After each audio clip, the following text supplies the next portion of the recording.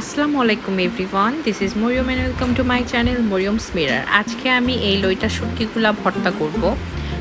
শুটকির মধ্যে আমার কিন্তু লইটা শুটকি ভর্তা খেতে খুবই মজা লাগে, কিন্তু অসম্ভব লেভেলের ঝাল হইতে হবে এটাই।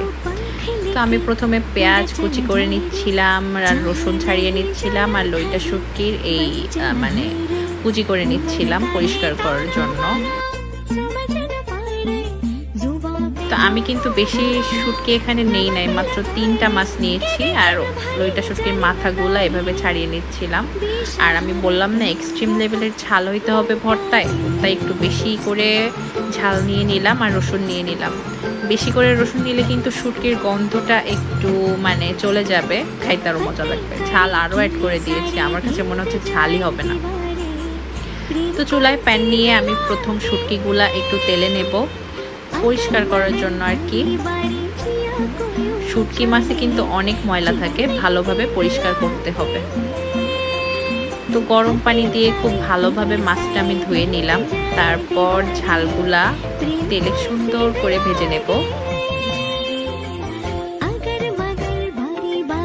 উঠিয়ে রসুনগুলাও তেলে সুন্দর করে একটু ভেজে ভেজে নেব, এতে রসুনগুলা সিদ্ধও হবে আর খেতে মজাও লাগবে।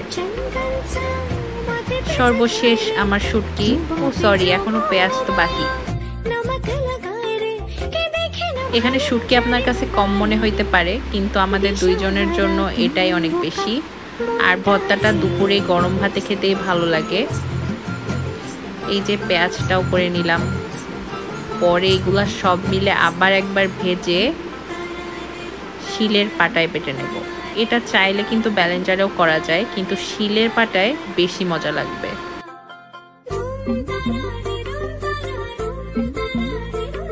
শিলের পাটায় করতে আপনার একটু কষ্ট হবে, কিন্তু একটু কষ্ট করে করতে পারলে ভালো মজার একটা ভর্তা খেতে পারবেন।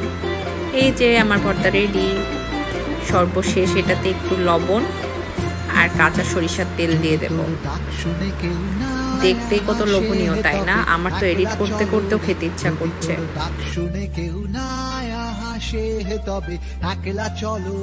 আচ্ছা, এই শিলের পাটায় ভাত মাখিয়ে খাওয়ার লোকটা কিভাবে সামলায় বলুন তো?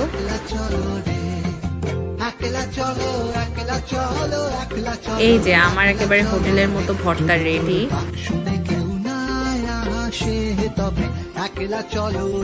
ফেসবুকে তো সব সময় দেখি শিলের পাটায় এভাবে ভর্তা বানানোর পর শিলের পাটায় গরম ভাত মুছে খেতে, তো সেটাও ট্রাই করে দেখলাম। আমার কাছে কিন্তু অনেক ভালো লাগছে।